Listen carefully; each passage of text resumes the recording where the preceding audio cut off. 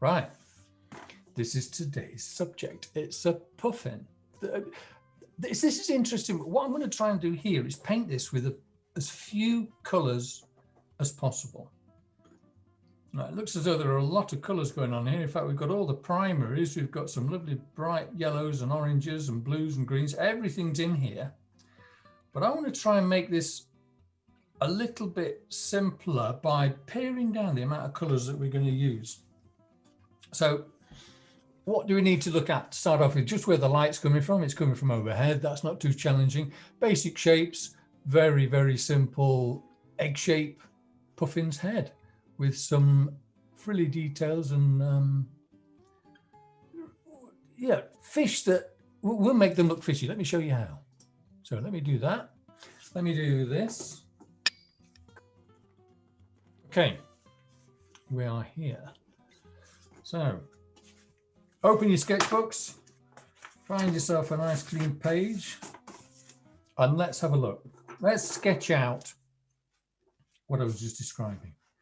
Let's start with a nice and loose. Remember, this is sketching. We're not getting too involved with this. We're exploring this picture. If we want to do something a little bit more involved, this is a good place to start. Because in your sketchbook, it's where you discover what's going on. So, egg shape. And then once that egg shape is down, we can start to put in the lines that determine and describe the subject. So I'm just going to build this up and slowly try and understand where everything is. So I drew my egg shape and then I came down the back of his head. That's a very simple, straightforward line to get down. That gets things in place. The beak, obviously the most distinctive feature of this bird is the beak, and it's kind of little clown-like harlequin eyes.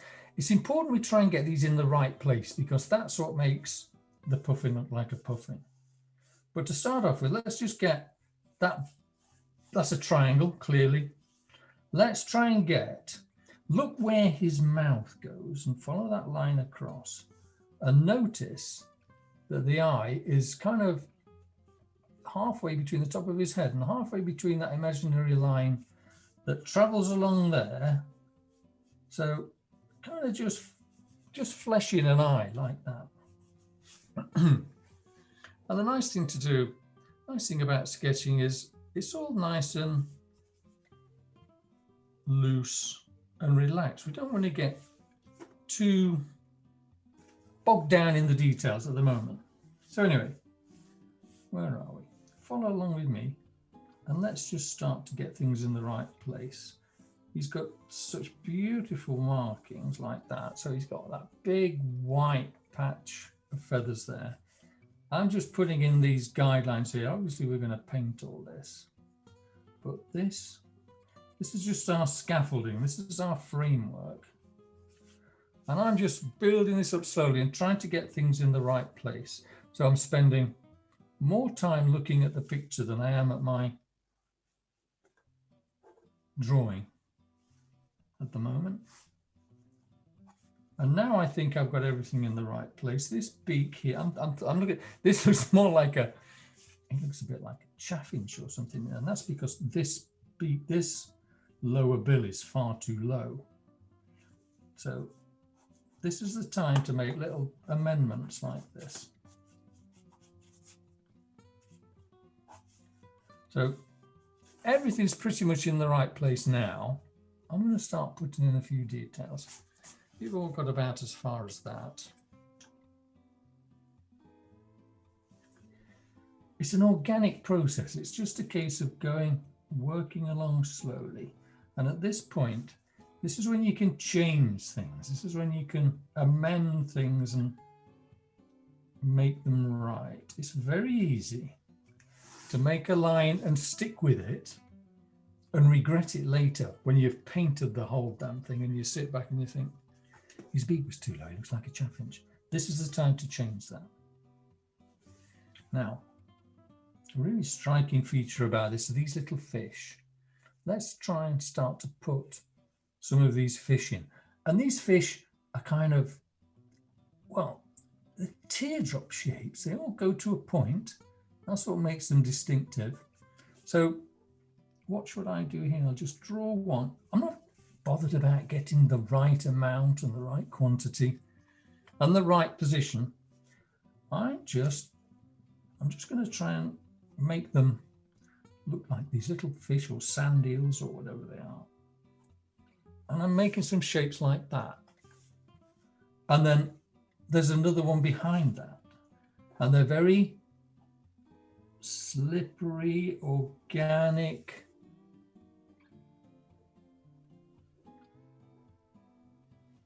See how I'm making these fish look like? They're just shapes at the moment. It's all I'm bothered about making them.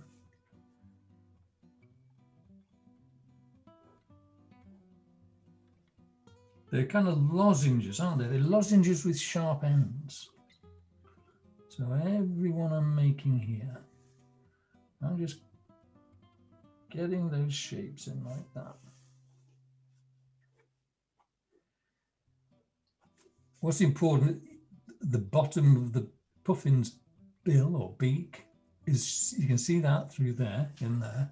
So I'm going to leave that space. That's important because it's going to give the whole thing a little bit of dimensionality. But I'm just concentrating on getting these little fellas looking right.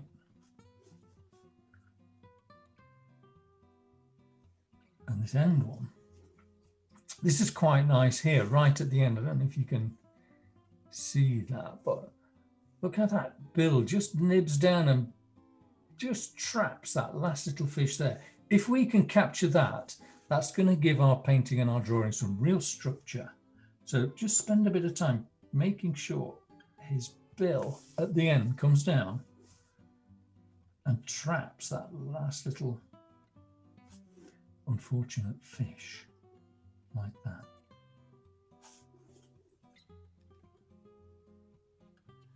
See, because as soon as you do that, it suddenly reads like what it is. You can suddenly see what's going on. You know, it's little things like that that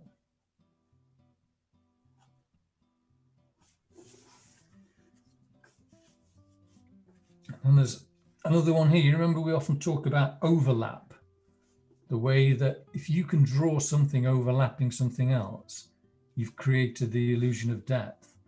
That fish tail there is behind that puffin's bottom beak, bottom bill. So that tells us that there is depth there, there's three-dimensionality. So I've got my beak there. I'm just going to draw that fish tail coming down behind it like that.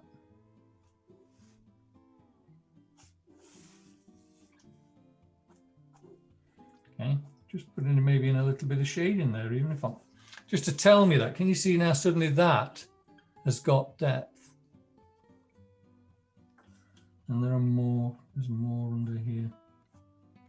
So I'm just going to use my pencil just to put in a few bit of cross-hatching there to show that there is, in fact,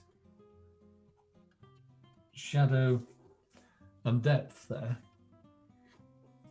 Okay, so now that's starting to take shape.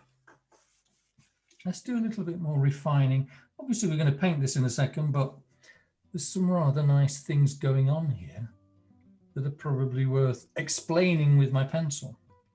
So look at the way this, I'm not going to paint any of these sections of this bill here because I'm going to let the paint do that work. But there's some nice little feather type cuticle things there. Let's try and make a feature of that. And let's just try and refine what's going on. Look at the way this bit comes over here. And it's proud of the skull. That's probably worth making a feature of. So let's make this beak explain itself. Let's make it do a bit of work. So it kind of comes down here. Again, I'm looking more at this than I am at this. It's important to try and get this kind of right. And then He's got a kind of, where is, I suppose he's got, this is a mouth behind the beak, isn't it? And this is where he's got these unfortunate little fish trapped. But look here, you can actually see the roots, the bits of the feathers. There was some kind of serration there. You can't paint that. Let's just make a note of that. Let's just get a little row of lines down there like that.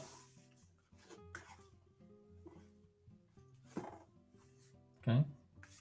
This, what I'm not going to do is shade in his plumage. It's quite misleading because, you know, if I started to put cross hatching in down there where his black feathers are, that'd give the impression of shadow, and I'm not going to do that. It's not shadow, it's black feathers. So I'm ignoring the color of his feathers. I'm just focusing on the light and the shadow, which is describing the form. Let's have a look at this eye. It's pretty circular. It's pretty circular in this case. So I'm just defining the perimeter of his eyeball there. If you look closely, there is a little pupil in there. So I'm going to make a note of that. Just get that in like that. And then we've got these lovely kind of clown-like features. It's got a very orange outline. I'm not going to bother drawing that, but then he's got these really quite distinctive black marks there that are probably worth mentioning. And I suppose this is a kind of little furrow that's showing light and shade. There's some nice texture in here where these feathers are a little bit matted. So I might try and create that texture with paint by maybe dabbing it with a bit of tissue. We'll have a look at that later on. But then we've got the perimeter of all that band where the white meets the black.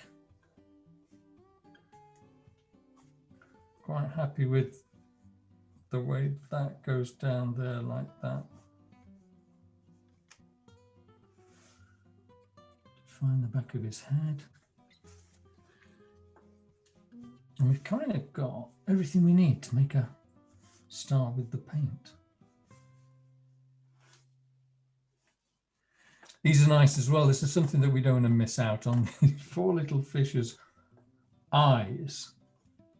They're beautiful little graphic symbols, circles and dots. Poor thing's looking very startled, wondering what's going on. So, I think they're a bit too small to try and paint. So,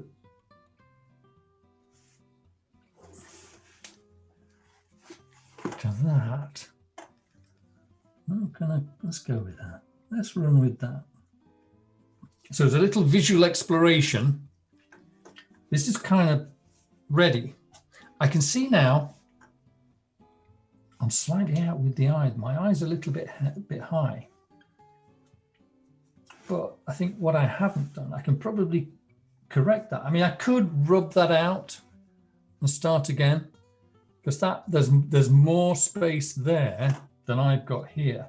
But looking again, I don't think I've traveled far enough upwards with the top of his head. So I think I might get away with it if I do this, if I just come up here like this.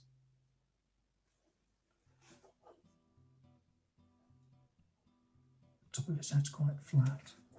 And then it comes down here like that.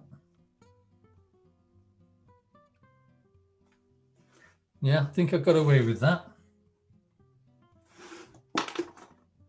And just lose some of that there.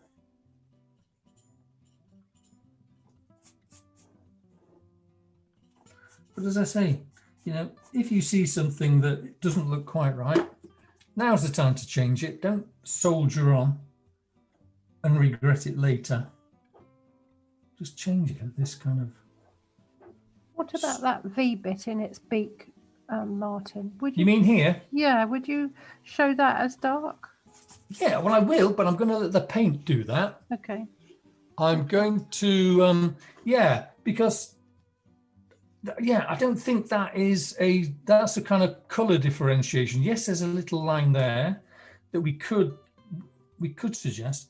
Actually, now you come to mention it, that does need a little bit of work. Thank you for flagging that up. That coming down there, there's this kind of orange band that separates the beak from the head. So yeah, that actually needs flagging up. So thank you. That is good observation. Well spotted. That needs putting in.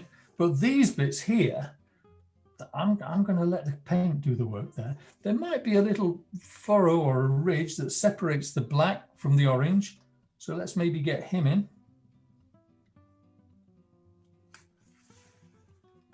But that, I'm kind of thinking that could go. We can always come back in with the pencil later on when the paint's on and use the pencil to make a few more marks, which we will be doing. But let's put some paint on. That's a good start. He's ready to go there. Just having a quick look. There's one little bit there, maybe. I like the way his chest, you know, puffins tend to stand quite proudly, don't they? And I think if that line down there makes him a little more, it projects him a bit more. And then there's, just going to make a note of the border between that white and black area there.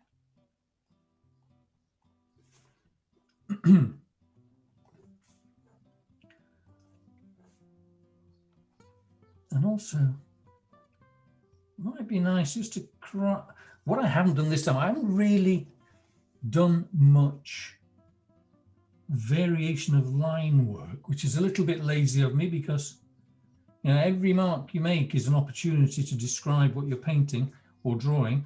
So you should always try and maybe think about the type of mark you're making. So I'm putting a few little hints of texture in here, like that. Feathers there, that's fine. In fact, if you look closely, there are little kind of points, little V shapes here. So maybe that is kind of an opportunity to describe that. This, of course, these little marks will show through your watercolour, because watercolour is, of course, translucent. You can see through it. So these marks are important. Just putting in a little taste of variety. And on the fish as well, there are these fish. You can just make out a few scales. Just trying to describe the texture and the nature of what is going on with these fish. See there's my initial sketch was showing through that fish. I'm just taking that out to give that fish more structure. And I'm just hinting. And there, look, see my original line describing the bottom of his beak? We can lose that because that's a little confusing. So take that out and suddenly that fish becomes whole. I'm just putting a few little hints of what the surface of the fish may look like.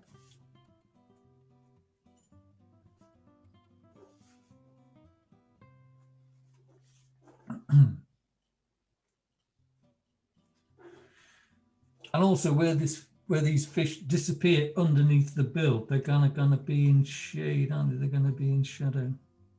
So we can just suggest that here and there. We talked about that bit there. That's looking good. Right, I think we're ready to go. So what have I got? That's where I am with that. That's quite a nice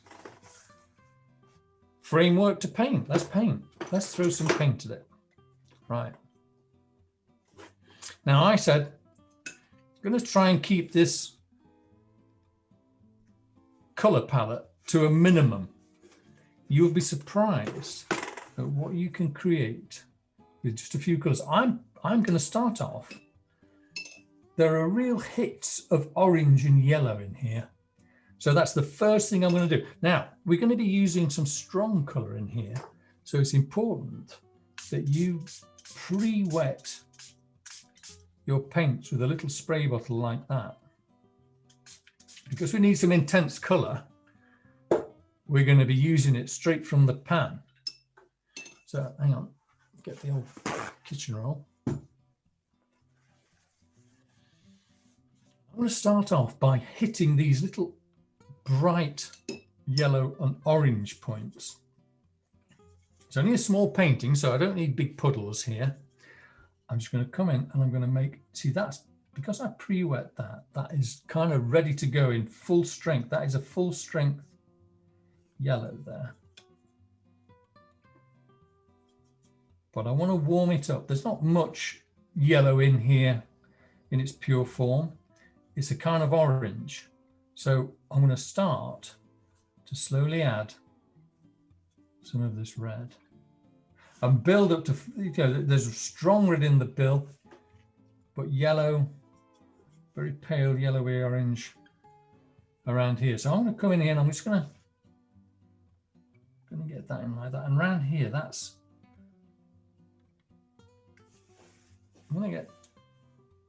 I'm painting in, there are highlights on here as well. There's a part of here where the light's hitting it that's very pale. So in fact, if you look closely, that there's not a lot of color in that bit there. It's all here. This is a bright orange down here. So straight into the pan and straight onto the paper. Now, let's start adding some red to this mix and gradually build up. Now that is pretty much, I'm just going to put a blob of that there. And looking closely, look, that orange rim to that eye goes right up to the eyeball. So let's do that. Let's get him in there like that. And then we can press on with the rest of the painting. Well, this can dry then, because we don't want this to bleed. We don't want this to be contaminated by any of the wash that we put around it. So he's in there. Let's start to try and build up this beak. So don't do the black bit. There's a grey bit there. I almost went in there and started ploughing in with the orange on there. It doesn't start there. It doesn't start there. It starts here. So let's start. And it's brighter at the top. So let's just put some of these in. I'm doing it quick and I'm trying to be bold. And I've gone straight into the red, because there's a variety of orange and red in here. So look, I don't want to fill it with orange. I want to make it interesting. So right at the tip there.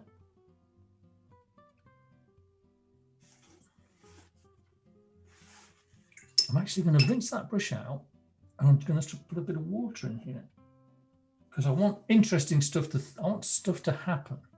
I want these colours to blend and mingle, but I don't want them to be the same colour. So I'm going to just leave it at that and maybe actually come in here with a bit of clean water and introduce some clean water in the top here, and then bring that clean water down to meet the paint so that it's going to do interesting stuff. It's going to do what watercolour does. It's going to just blend and mix and mingle. Might come in with a bit straight into the pan here, my pre-wet paint. Just going to make define that line there. So kind of not solid colour. The old, you know, I sharpened the end of my brush there. I'm just going to use that now just to introduce a little bit more variety. I'm actually drawing down there with that, see? Maybe drawing a few little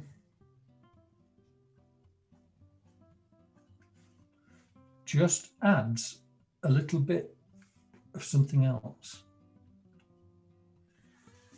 Right. Okay, so that is that's covered all my orange now. You said I was going to lose, I said we were going to use very few colours. I'm going to just use blue now. I'm going to take my blue, because blue is the complementary color to orange. If I mix the two together, they'll neutralize each other. And if I use them thickly enough, strongly enough, I'm going to create the black. So watch. I'm going to take a bit of this orange. And I'm going to start off doing a very pale wash, because I'm going to paint the shadow in here. I'm going to paint the way his cheekbone creates this shadow underneath here, underneath his jaw, underneath the bottom of his skull. That's what gives it form. It's the, obviously it's shadow.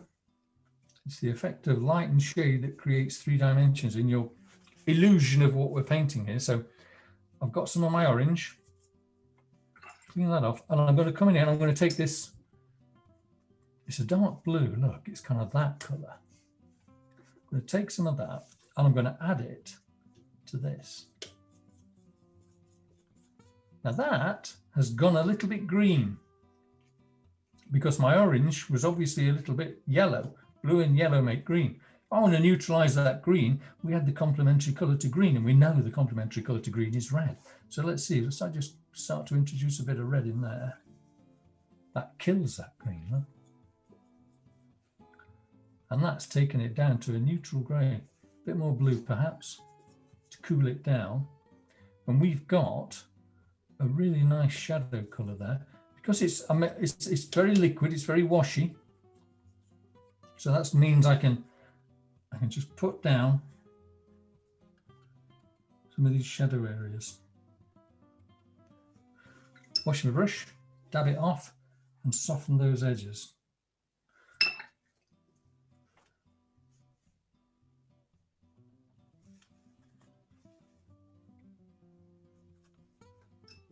I can use my brush to lift it out if I feel it's too dark here and there, but that's all right, you know. That's kind of, that is describing the underside of here. Gets even darker down here, so now's the time to darken this up. And it's pretty much the same combination of colors. I'm just dropping in a few little spots here and there to give it a bit of texture. But now we want to make it darker. It's the same combination of colors, it's just a thicker mix. The pigment water ratio, we've really got to boost that up. Actually, before I move on to boosting it up, let's just get a bit of shadow down in here. Wash my brush, dab it off, come in with a clean water just to soften off.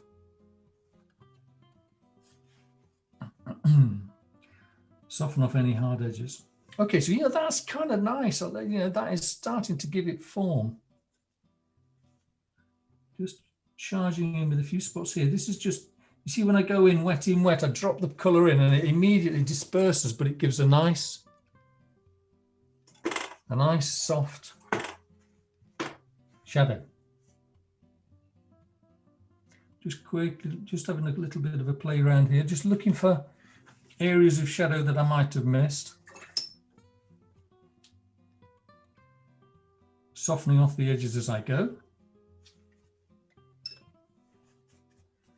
There's a bit of a white patch there. You see the light just catches his bottom jaw there. I'm just going to lift, I can pull that out a bit with my brush. Got so much paint in there. Right, let's have a look at this plumage. Let's have a look at the black. Now, we're going to use the same mix, but we're really going to crank it up. So I am straight into my blue, getting a good thick brush full of that pure blue. And I'm going to really, look how dark that is. This is what I need to do now. I need to make the same color, but thicker. So let's get in here and let's start to deliver a lot of pigment. I'm not going to go to my water because I don't want to water it down. I'm using that existing wash. The only time I'm going to go to my water is to clean my brush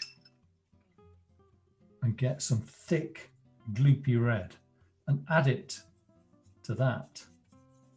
And look, now look at the color of that. That is starting to give us a good strong mix. That's now probably need a little bit of scrap paper just to test that on, because it's a bit too dark to see what's happened. I just picked up a scrap paper here. Let's have a look.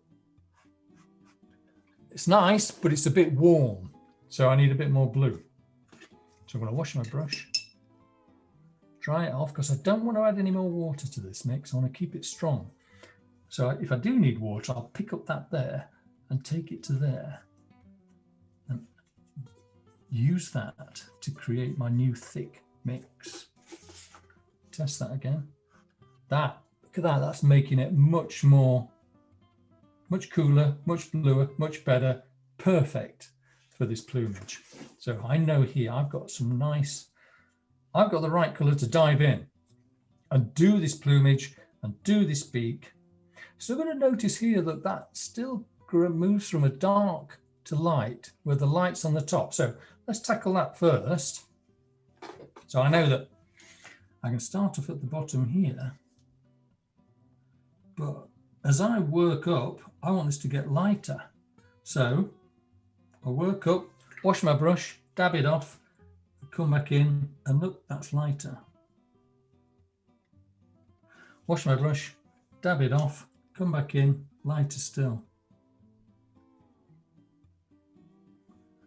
And that's kind of where I want it to be. So he's got a nice gradient there.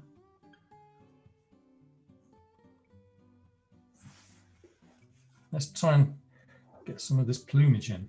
And the same here, those black feathers that come round to the front, because the light's coming down on the top, it's much, much lighter on the top than it is everywhere else. So let's come in here and let's get that back of his head in.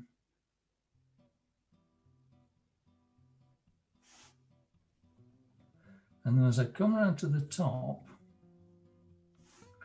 just take that down there. I'm going to dip it in there, dry it off, wash my brush, dry it off, and come in with some clean water. And let's just soften that edge there, you see? So now that's looking more realistic. Getting a little bit low on paint, which is a bit of a schoolboy error, not making enough, but we might just have enough to come around here and get this in.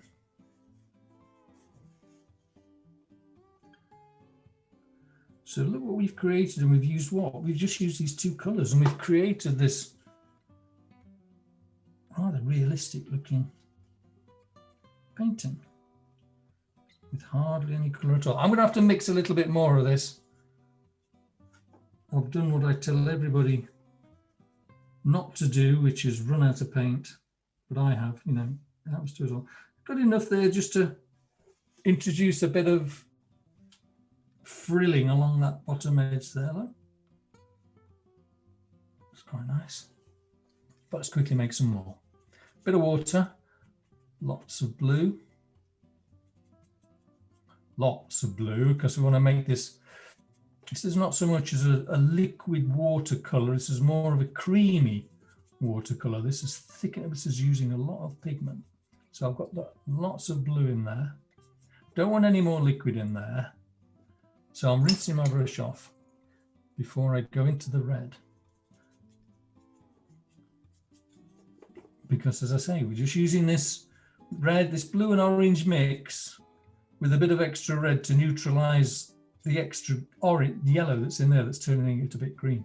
Don't need this anymore. Let's get some of that in there. Because as soon as I put that in there, that does push it along towards the green. Actually, that's not bad. It's not bad. And of course, it's actually helped me because I can glaze on top now. And as you know, just glazing on top of a dry color, it's going to get darker every time. So, you know, I'm all right. It's all right. Let's take him down as well.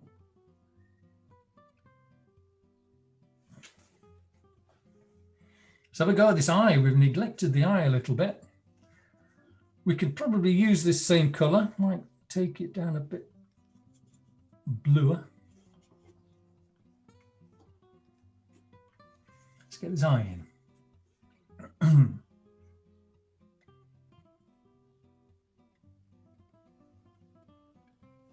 going to leave, there's not much of a highlight here, but I'm going to invent one.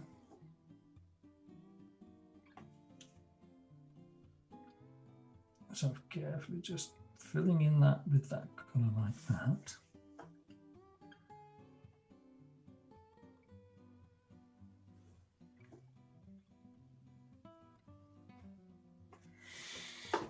And then to give it a bit more realism, I don't know if you can remember doing the droplets class we did. It seems forever ago, doesn't it? Just going to draw out. Just going to suck out a little bit of paint from the bottom, just to make that look a bit more realistic. I won't go into the physics of it, but when the light comes through, it focuses on the bottom of the iris in there, just makes it look a little bit more realistic. So, crack it with, this is overrunning a bit, but this is nice. Right, let's go back this, to look at these fish. We haven't actually tackled the fish. And you know what? I'm not going to veer from my minimal color palette. I'm just going to come straight in and take a bit of that blue and just use it nice and thin. And I'm going to just start throwing in a bit of color in there, and I'm leaving a lot of white.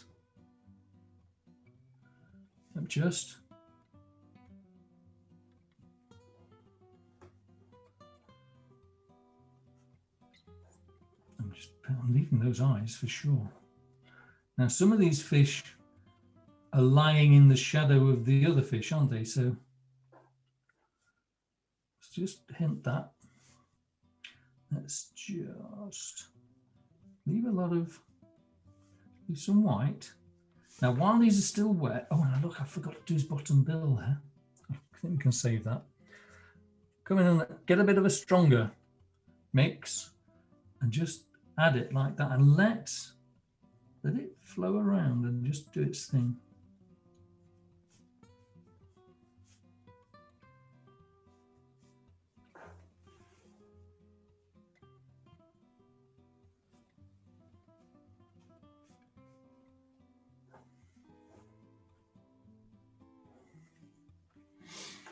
I'll come in with my sharp stick here.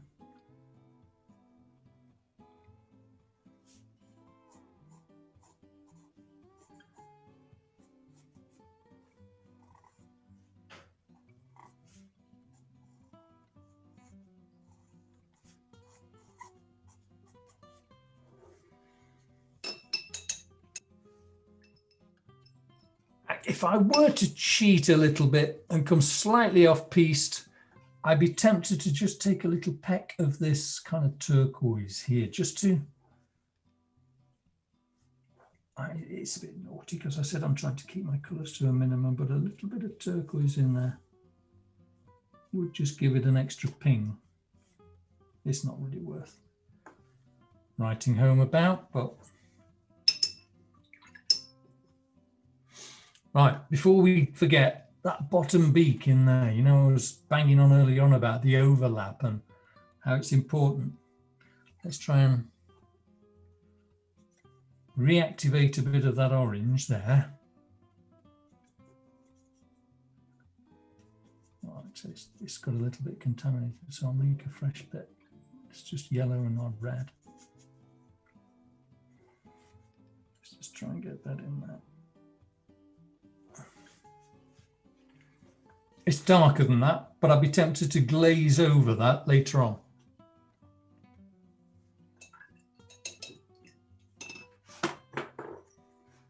Always kind of like to come back in with a pencil later on. And I like these water soluble pencils because you can wet them and they make a lovely black sooty line. And that is nice to, I can define the edges of these fish in his mouth. and introduce a few more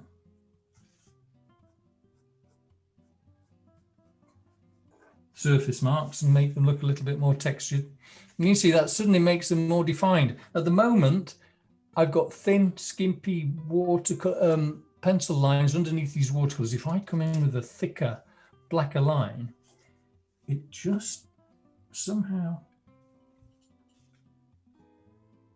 explains things a little better.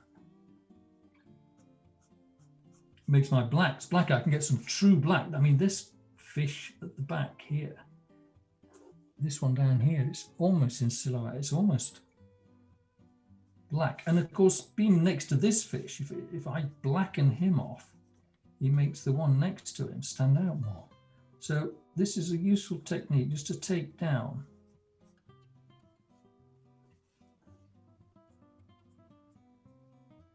some of the values, just creates more depth.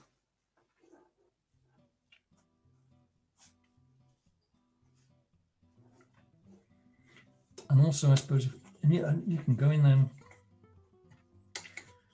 wet your pencil with anything, and look, I can go in here, look, this bit here where you're actually, the puffin has a mouth. That little bit of information there is quite good. That pupil, I can exaggerate and make it pop out more.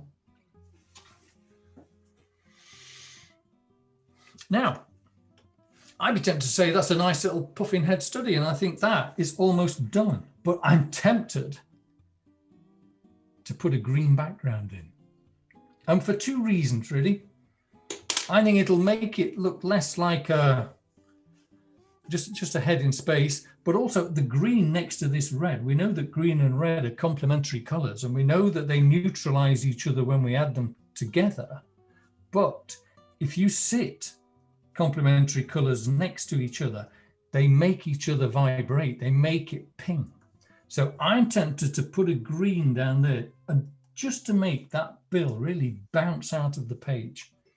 Let me try and explain what I mean. Well, let's see if it actually works. Yes, he's got an orange bill, but it's pretty kind of, it's not hitting you in the face because it's orange against white. Let's just watch what happens when we put orange against green. So what I'm going to do, I'm going to have a vague kind of nondescript, ambiguous background. So I'm pre-wetting this, but I'm pre-wetting it only as far as the edge of his bill and the top of his head. Just going to give him a kind of green halo around here. So I am wetting up to what I want, where I want the green to go. Clean water. And I'm just going to give him a little bit of a background. And just watch what happens to that orange bill when we give him some green. It'll give it a clout. So what have I got? This is a nice green. It's kind of a gold green, this is. I use this a lot. It's very bright, and see, it's a nice natural green as well. Not like a viridian, which is a horrible battery acid green. This is nice. This is called green gold, I think. It's worth putting it in your kit. So I'll make a bit of puddle of this. I can have it quite strong because the page is already wet. So when I add it to this, it's going to dilute it. But look what happens as soon as that goes next to that orange beak. It suddenly makes that orange shout.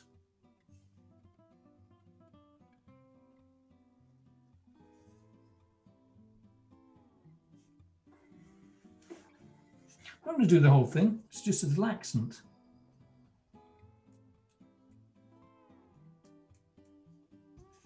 Throw in a few little dots down as well, just to activate it.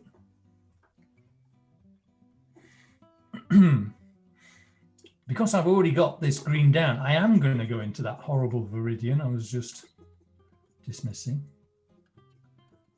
But I'm going to mix it with this. Just going to drop it in here and there.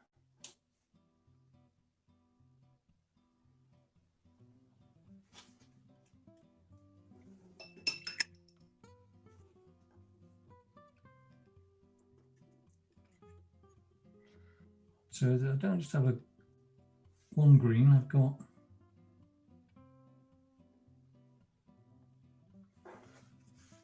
a few greens.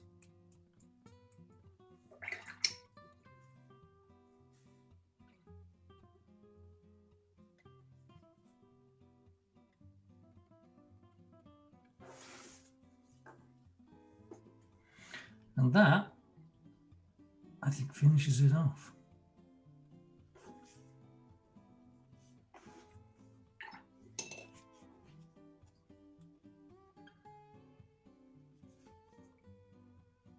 Just dabbing that for a bit more texture.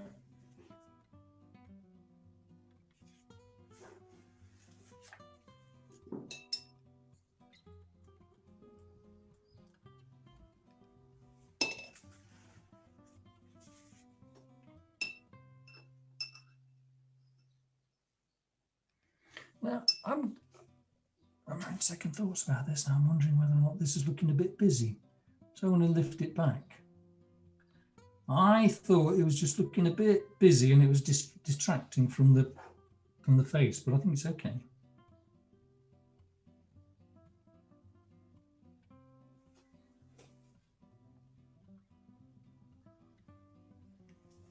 Yeah, happy with that. I'm going to leave it at that.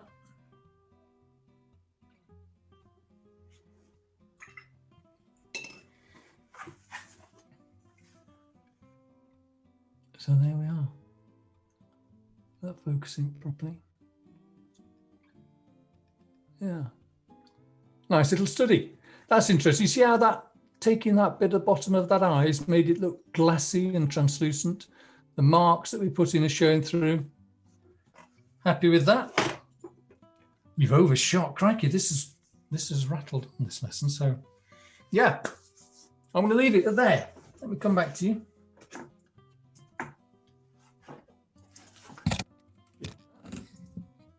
Okay, everybody. Thank you. That was fascinating. Did you enjoy it? Oh, amazing. Good. Yeah, I enjoyed it too. That was a nice, I just got lost in that and the time flew by. So I've kept you longer than I usually do, but I hope you don't mind. But I shall see you all next week. Keep an eye on your inboxes because I don't know if any of you are arty improvers, but yeah, you've been saying you want to do that again. So I'm thinking of doing another course soon. So keep an eye out on your inbox and watch this space. Will do. Bye. All right, till next week. I'll see you there. Have a great time. Yeah, that was great. Bye, everybody. Thank you. Bye. Bye. Bye-bye.